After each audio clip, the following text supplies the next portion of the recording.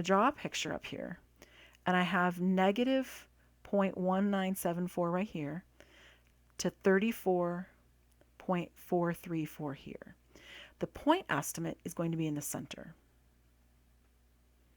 right there. And of course, the error, which we've learned a million times over, but one more time, is the distance from the center to the edges. It's half the width. Okay, so this part is asking for the point estimate. Now we can do this a couple ways. One, we know that it's x bar minus x bar 1 minus x bar 2. It says so on the previous page right here. Point estimate is x1 minus x2. So we could say the point estimate is x bar for group 1 minus x bar for group 2, and I happen to have those values. I think both the calculator and StatCrunch found them for us. It's 34.8 minus 17.7. In StatCrunch, 34.8, 17.7, right there. So either way, you can find those. So it's 34.8 minus 17.7, which is, let's see, well, let's grab a calculator.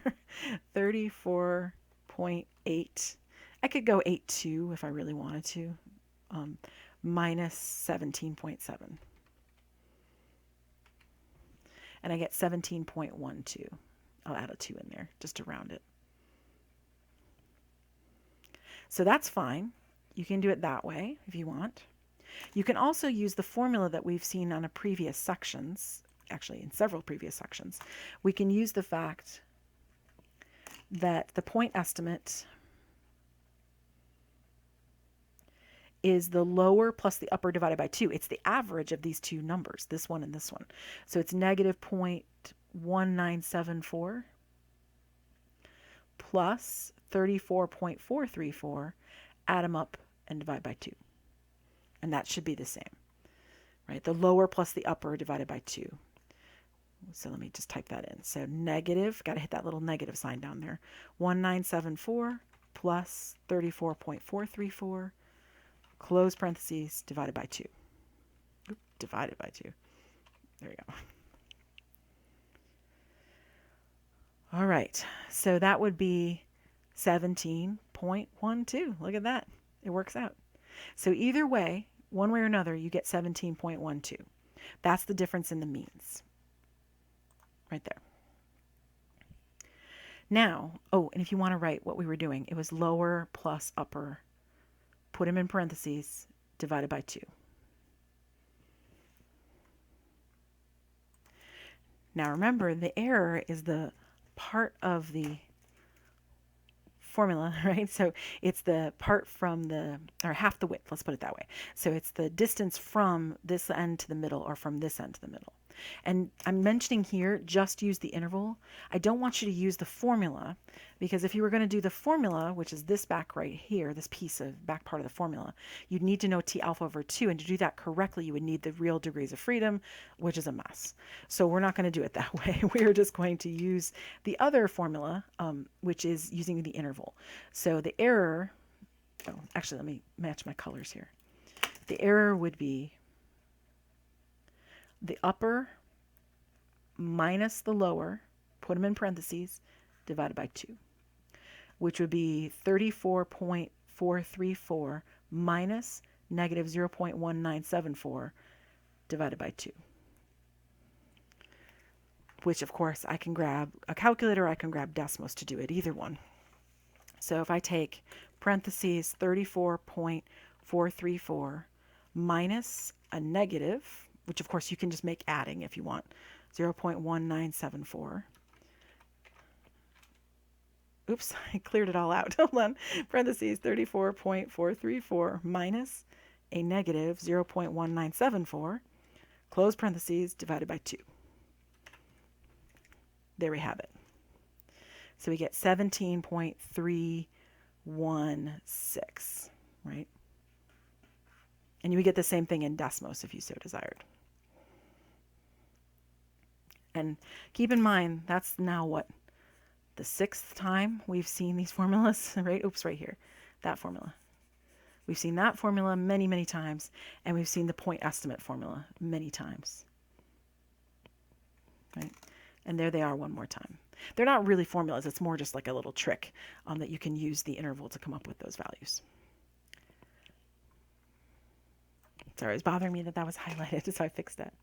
All right, now for interpreting the confidence interval, we would say we are 95% confident that the true difference, and remember this is average, so this is the true mean difference or average difference in, and it's between these two groups of, it was the interferon gamma production of tea drinkers and coffee drinkers.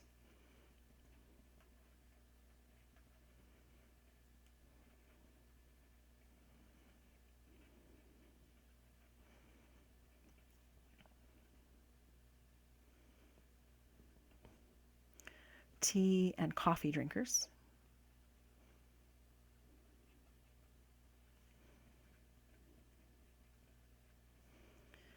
Is somewhere between, or I guess I already said between, but I could say between again.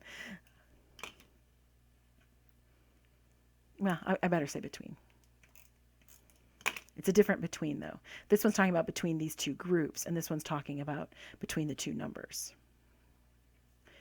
Negative 0.1974 and 34.434.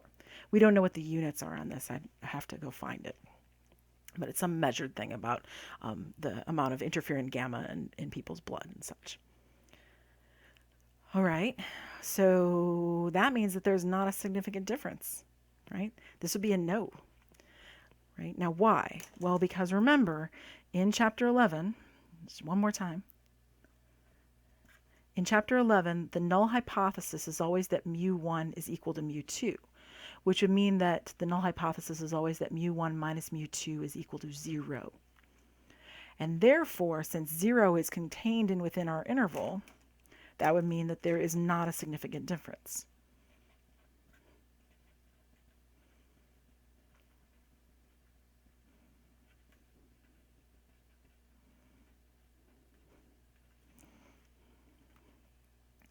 In interferon gamma production.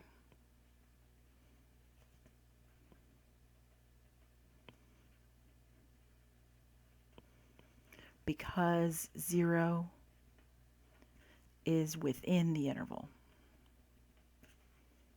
right? It's between the two numbers because one of them is negative and one of them is positive. 0 is within our interval. 0 is right here. There's 0. 0 is in there, therefore there's not a significant difference. All right, so let's say it one more time.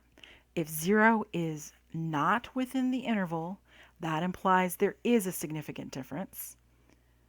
If 0 is within the interval, that implies there's not a significant difference. That's because the null hypothesis is always assuming that it's equal to 0. So if you show 0 is in there, then that means the null hypothesis stands, right? So if there is not a significant difference, that means H0 is supported. Actually, it just stands. It just is left alone, right? Whereas if 0 is not within the interval, then there is a significant difference because you'd get to reject H0. You get to reject that 0. And that's how it was through all of Chapter 11. That was always the case with the confidence intervals we're working with in Chapter 11. So it's a very important thing to highlight and put on your note sheet.